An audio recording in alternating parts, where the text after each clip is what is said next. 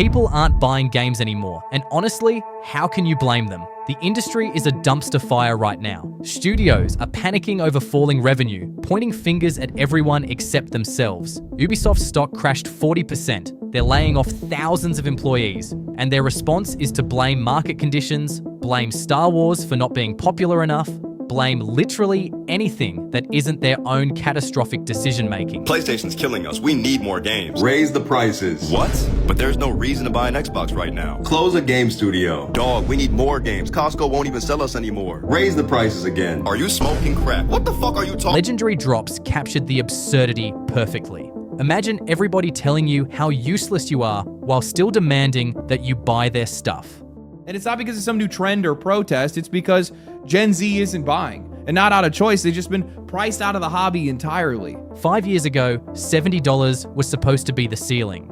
Now publishers are testing $80 price tags while microtransactions infest every corner of the industry. These guys have brought in billions of dollars off the back of our spending and then poured 2 to 3 times as much into absolute garbage. Nintendo and the Pokemon Company think we are stupid. And now people are finally starting to see, like, oh no, this company, like, they don't fucking like us. And after all of that, an entire generation just stopped buying games. But to understand how we truly got here, how the industry managed to burn through the goodwill of millions of players and price out an entire generation, you need to know the story of one man, John Riccitiello, the architect who single-handedly designed the monetization-first nightmare you're living in today. John Riccitiello isn't some cartoon villain twirling his mustache in a boardroom. He's a businessman who genuinely believed he'd discovered the future of gaming. Former EA CEO, whose philosophy infected an entire industry like a virus. The moment that changed everything happened in a 2012 stockholder speech. Riccitiello laid out his vision with the kind of confidence only an executive worth millions can muster. When you are 6 hours into playing Battlefield and you run out of ammo in your clip, and we ask you for $1 to reload, you're really not very price sensitive at that point in time. Read that again. 6 hours into a game you already paid $60 for, you run out of ammo, they want another $1 to let you keep playing. That speech became gospel. Design games around monetization first, gameplay second. That was the core belief, the philosophical foundation that would reshape AAA gaming for the next decade.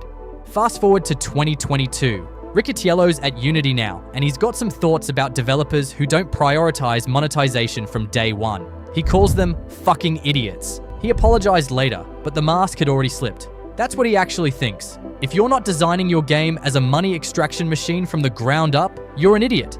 His philosophy spread throughout the industry. It became standard operating procedure. Every AAA game now feels like it's nickel and diming you because of this mentality. Season passes exist because of this. $70 games with $20 cosmetics exist because of this.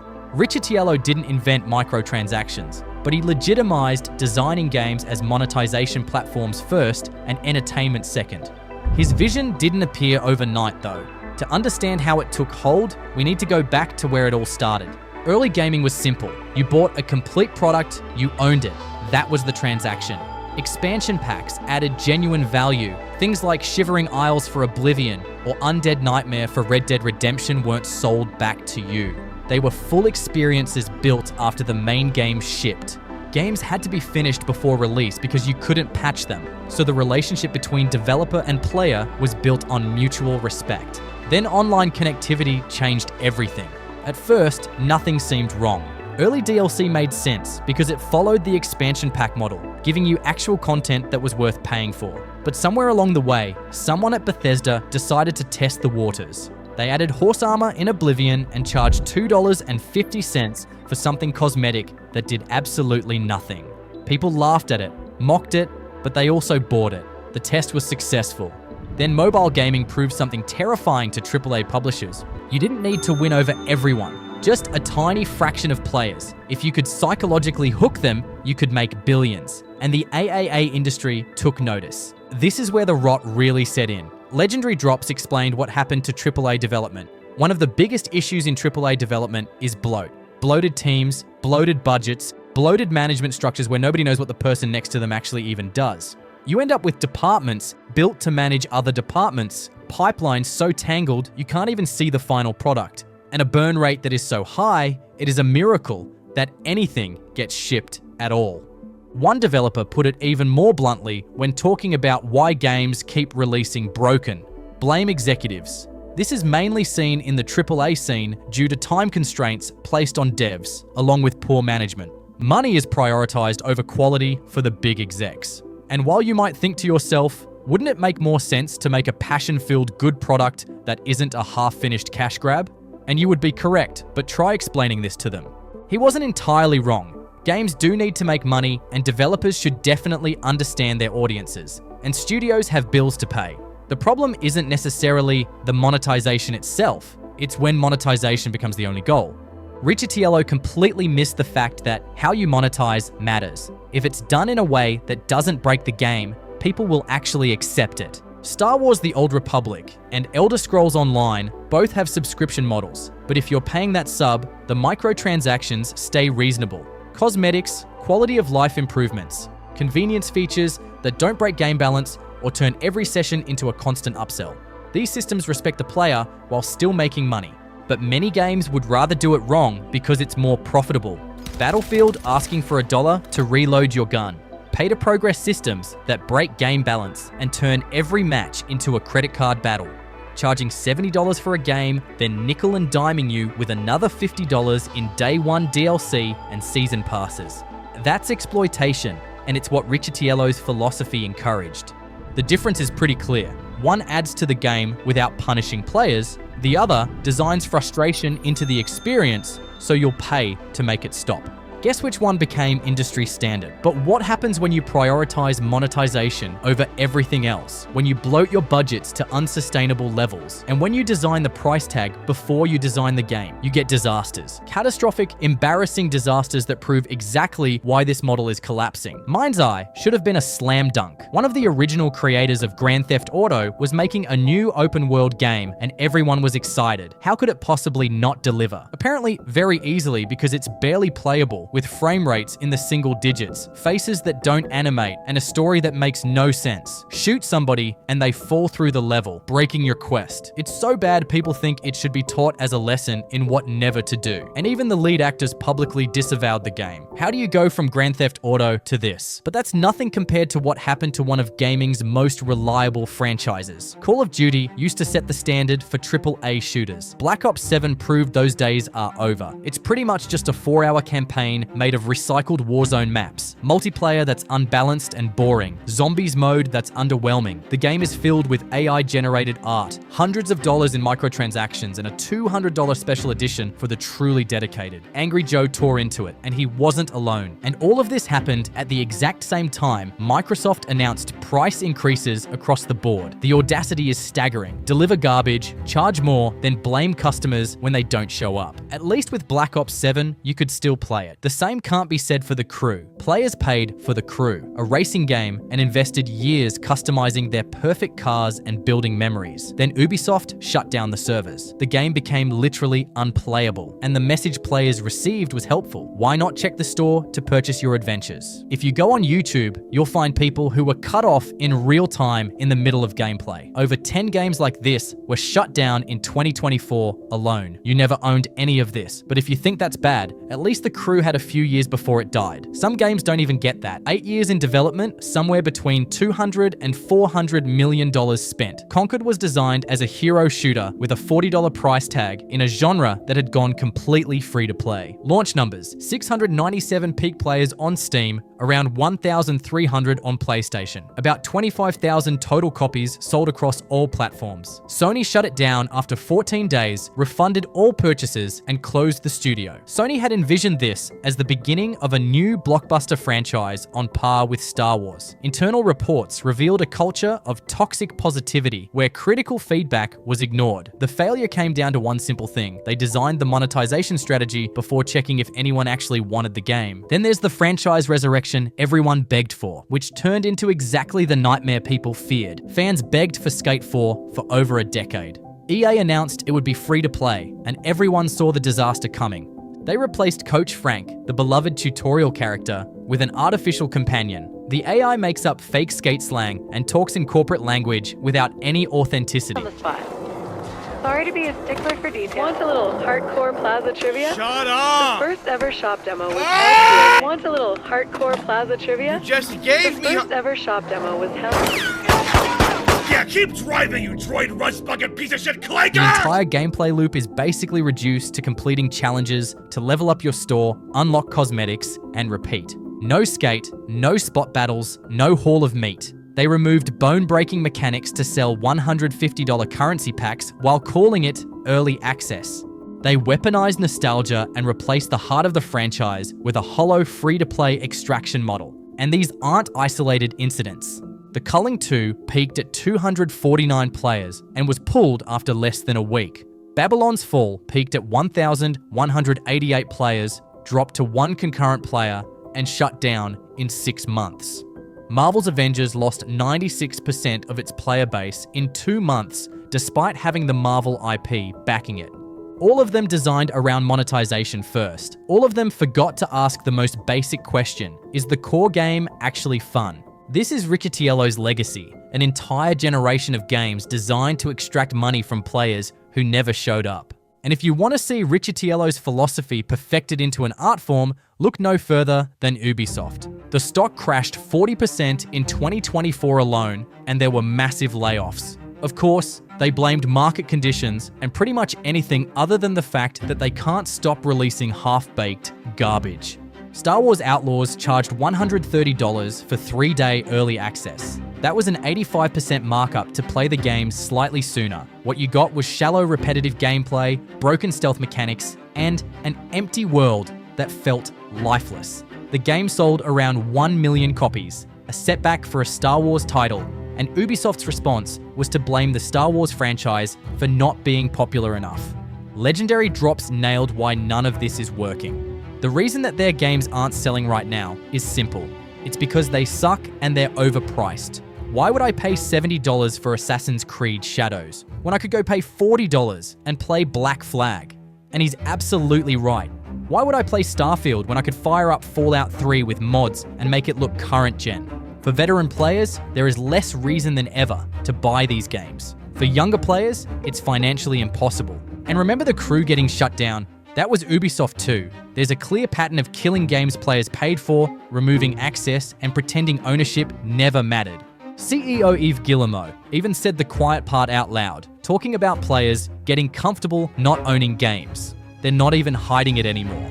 Ubisoft is the perfect embodiment of Riccitiello's philosophy taken to its logical extreme. Monetization first, quality never. But here's what makes all of this even worse. The people getting hurt the most aren't the executives making these decisions. Gen Z makes up 28% of all gamers right now, but 36% of them spend nothing on new games. And before anyone jumps to conclusions, it's not because they don't love gaming, it's because rent, food, and gas come first.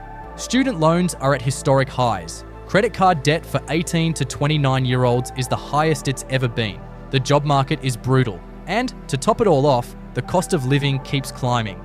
It should therefore come as no surprise that they have less disposable income than any generation before them, so they're careful with what little they do have. Legendary Drops laid out exactly what's happening. We're about to watch the games industry bottom out and lose the back end. Years of financial pressure shoved onto players, games being torn apart and sold back to us piece by piece, all to keep their shareholders happy, all about to flip. And it's not because of some trend or protest. It's because Gen Z isn't buying and not out of choice. They've just been priced out of the hobby entirely, locked out of an economy, handed debt instead of jobs, and scam after scam ever since they became adults. The math just doesn't work anymore. The top 10% of earners now account for 50% of all US retail sales, and AAA is marketing exclusively to that shrinking 10% while the other 90% gets priced out completely. The 18 to 25 age group is spending 25% less on games than they were just last year. And the thing is that 63% of players only buy 1 to 2 games per year, according to a Sakana survey. A mere 4% of the market buys multiple games in 1 month. When they do spend money, the median price they're paying dropped 20%, from $19.50 down to $15.64. Valve's own data confirms it, showing the average user played only 4 games total in 2023 and 2024. So when Borderlands 4 gets announced at $80 and a fan says, "Don't take that risk, gamers won't pay $80, how does Randy Pitchford respond? If you're a real fan, you'll find a way to make it happen." Snarky J's response was perfect. Real fans are struggling to afford eggs and gasoline, my dude. CEOs worth millions telling struggling gamers to just find a way. And her point was spot on. If they'd just be honest about rising costs and promise quality in return, people would understand. But they're not doing that. Then you've got Sean Layden, former PlayStation executive, who said game prices have to go up because games more expensive to make now than ever before. In other words, gamers should be feeling sorry for the poor executives who can no longer afford sports cars while players struggle to buy eggs. One commenter on that article put it perfectly. Nobody ever asked for game budgets to balloon to unsustainable levels. Instead of fixing their budget problems, instead of being honest with customers, they insult them while delivering broken games at premium prices. What makes this so frustrating is that there was a time when buying a game meant you got a complete product you owned forever. Physical media meant actual ownership, so you could hold the disc, lend it to a friend, and even sell it when you were done. And they were games that worked on day one because they had to. Expansion packs added genuine value and weren't just content that was cut out of the original game and sold back to you. And there definitely weren't any microtransactions nickel and diming you for every little thing or server shutdowns that made your $60 purchase unplayable. Developers actually cared about the player experience because their reputation depended on it. The relationship between developer and player was built on mutual respect. You paid money and they gave you a complete game. Everyone understood the deal. When games cost money, they delivered complete experiences. Games as a service didn't exist as a euphemism for "we'll finish it later maybe." DLC meant extra content, actual expansions, not the ending of the game locked behind another $30 purchase. That world is gone, and an entire generation of players never got to experience it. But here's the twist. They're building something new in its place. People are buying more games at lower prices. The money didn't disappear, it moved to indies. Silksong sold 7 million copies at $20 in only 3 months. Repo moved 16.8 million copies with an average 22,200 daily concurrent players. Schedule 1 sold over 8 million copies. Hades 2 sold 2.3 million copies in just 5 days. And then there's Lethal Company, content warning, chained together, and peak selling at $7.99, and all of them blew up. Peak alone sold 5 million copies with 100,000 concurrent players. Then you've got Balatro, Mana Lords, Palworld, Stardew Valley, Terraria, Vampire Survivors, Among Us, which are all thriving and building sustainable audiences. Why? It's simple. You get 4 different games at about $40, whereas a single AAA game will set you back $80. You get 4 different experiences versus one gamble that might be broken at launch. Legendary drops nailed why these games are winning. AAA keeps going wide, trying to be everything to everyone, but what people actually want are games that go deep. I don't need a game to do everything. I need a game to do a handful of things really fucking well. That's what indies deliver. Games built for specific audiences with one goal: be fun. And here's the thing about marketing. Most marketing departments in this industry are completely useless. He's right. Those studios are shedding talent. Maybe that's because they've become the worst place to put it. And if those same professionals that are being kicked out of the industry go on to build the next Larian, the next Supergiant, or the next Sandfall Entertainment, that's not a loss. That's the start of something better. You can spend millions plastering ads everywhere, but if the game doesn't deliver, it doesn't matter. Meanwhile, games like Expedition 33 spread organically because people genuinely want to talk about them. Word of mouth beats ad campaigns when the game is actually worth talking about. These indie games prove you don't need $200 million budgets, 7-year development cycles, predatory monetization, dishonest advertising, or crunch culture.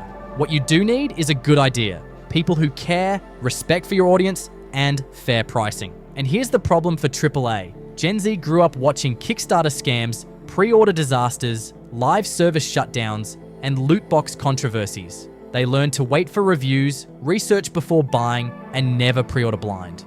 They're building habits around indies and older games, teaching their younger siblings the same patterns.